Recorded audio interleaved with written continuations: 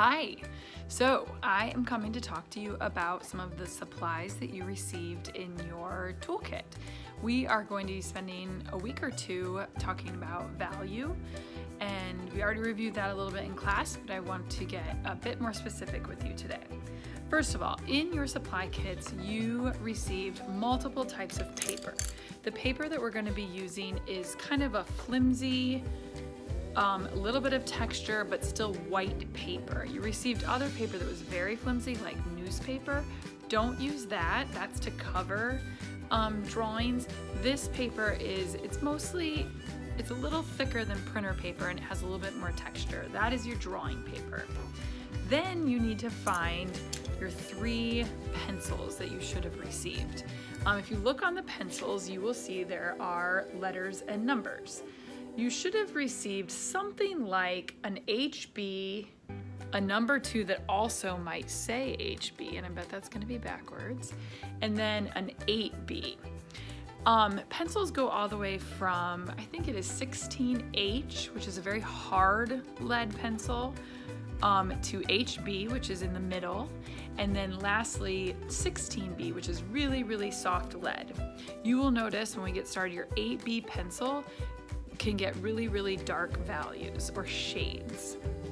So get all 3 of your pencils, make sure they're sharp, and then this is a tortillon, which is a fancy French word for a rolled up piece of paper or a blending stump. So this is basically just a rolled up piece of paper. You will get, once you start using it, where's my camera? Once you start using it, you'll get lead on the surface, which is fine, and you can use both ends there, but it really doesn't matter if it's a little bit dirty because you're going to be blending with it anyways. And then you will also need your vinyl eraser. All right, let's get started. Okay, so I am going to walk you through some vocabulary that is in the value section of your interactive sketchbook, and I'm going to walk you through that by redrawing this sphere for you and just talk to you a little bit about how to use the materials. If you will notice, when we look at the sphere, we can see the direction of light is coming from over here. So the light hits this area and then softly spreads over the sphere until you get to this side where the light is totally blocked, creating a cast shadow. This in this area is a reflection. I don't think it printed all that well, but you get that reflection in the highest light area of the image. So we have shades, which is the darkest value. We have tones, which are medium values, and we have the tint up here, which is the lightest value. Notice some of our values are also defined by the background. So this white edge doesn't have a thick black outline. That's one of the things we are avoiding when we are shading realistically outlines. So this has no thick black outline, but rather the background defines the foreground. All right, so I'm going to get started on that and talk you through using the materials. You are going to start with your lightest pencils. That would either be your HB or your regular yellow-orange pencil. And I'm just going to lightly draw the sphere. Remember, value is the effects of light, okay? It's the lightness or darkness. Shading, on the other hand, is basically when we actually apply the effects of value. So value is the effects of light, shading is actually applying it. It's the verb, what we're actually doing. Okay, so this sphere, I'm going to start by laying in some light values. Now notice I'm kind of, this appears to maybe be scribbling a bit, but it's really not scribbling because I'm moving my pencil in a specific direction, going with like the edges of the form. Those are called the contour lines. And I'm going to build up form. You never just go in and press really hard and that is your one and final layer. When you're working with value, you're working additively primarily, And additively is adding materials, in this case pencil, to the page to build up form. You want to create lots and lots of layers. The more layers you have, the better your drawing will be. So I'm going to start lightly, and I'm going with the contours of the form. Let's talk about contour for a minute. Contours are edges. So for example, if I were to draw this circle, and then I drew straight lines across it, that would appear pretty flat. Whereas if I were to draw this circle and curve my lines, even though I'm doing no shading whatsoever, this is actually becoming more three-dimensional because those contour lines are popping out. When you shade, you are also going to try to make the contour lines pop out by the way that you're curving your pencil. So I'm going to continue to build up this form. And once I feel like I have the lightest value down, see, I'm trying to get pretty light over, still the whole thing is fairly light, and I'm just going to keep kind of building that up, paying attention to my photo. I'm going to drop in my cast shadow right now so I don't forget it. I'm just going to kind of give it some value. Now I'm switching my pencil to my 8B because I want to start to get some of my darker values. Again, see how much darker that pencil is? So again, I'm going with the contours, building up form.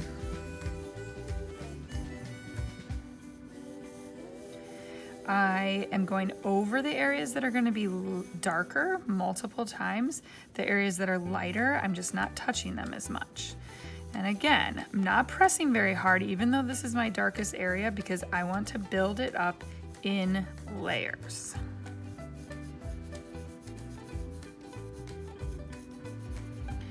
I'm not going to record this video the whole time, but really if I were to do this very, very well, I mean, even me, who I've done so many demonstrations of how to draw a sphere in my 19 years of teaching, this still would probably take me 30 minutes to do really well and concentrating, not trying to talk at the same time. Okay, now I'm gonna go back with my HB and do a little bit more softening of the edges. So what I'm trying to create here is called a gradation. Gradation is a smooth transition. Notice on this sphere, because it's rounded, it doesn't have any hard edges, you don't see any abrupt change in value. It goes slowly, slowly, slowly, slowly, slowly, slowly, slowly. Now, on this edge between the sphere and the background, you have an abrupt change, and that's what we call a hard edge. So you have gradations, and you have hard edges. Gradations and soft edge are pretty similar.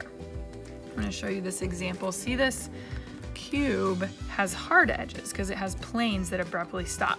So again, instead of using outlines, we're using just a hard change between this dark shade and this medium tone and this light tint. Okay, make sure you're getting that vocabulary written in there. I'm gonna keep going here. I'm just going to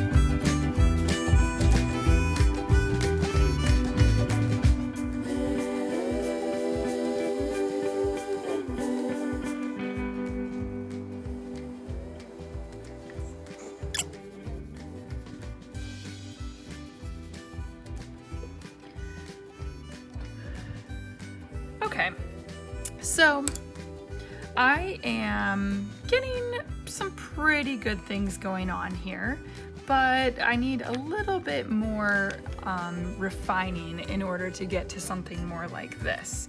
So if I take a look and critique myself a little bit, I've been working in layers.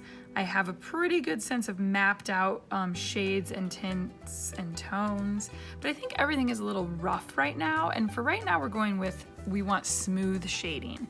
So that is where your handy dandy Tortolone comes in. So this rolled up piece of paper, which some people really, really like using, and some people don't like it as much. I honestly am not a huge fan, but I do think it comes in handy for beginning shaders. So as you can see, what I'm doing here is really just kind of brushing, pushing the lead, the graphite together in order to smooth it out. So I'm pushing, you know, we still have white areas that are the page shining through. So this is just kind of smoothing that out a little bit and creating softer, a softer look, because right now we don't really want to be able to see brush strokes. I'm sorry, I guess I should say pencil strokes. So I'm gonna do this all over. Now notice when I'm doing this, I don't just go across my page. That's gonna ruin everything that you just did. You still wanna blend or smooth with the contours of the form. So I'm still moving around the form and softening it out a little bit. If you get a little too much lead, you can brush some of it off on another piece of paper, a scrap piece of paper, and then you'll come out back and still have a pretty clean Tortolone. And I can go out and create more like of this soft edge kind of halo that's on here by just using the side of the Tortolone a little bit more. I can soften the edge of the shadow a little bit more. Just kind of go around and smooth things out. One thing that I'm noticing as I'm looking at this is that I got a little too heavy-handed down here with the value and over here. So now is a time where I can work subtractively, as in erasing to pick up some of the value. I'm taking stuff away from the image in order to form a better interpretation. So I'm going to go through with my with my vinyl eraser, and I'm actually going to pick up some of the value over here, some of the darkness that I applied, because I think I was too heavy with it. And so that lightens that area up a little bit, and that way the background can make it pop instead of the foreground. I'm actually going to go back in and make the background even a little bit darker, just because I really want the front edge of that, or the back edge of that, I should say, to pop out a little bit more.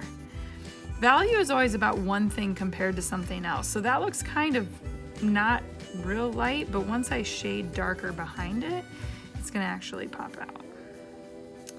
Okay, I think that you have enough information to fill out your vocabulary and to get started on your leveled challenge.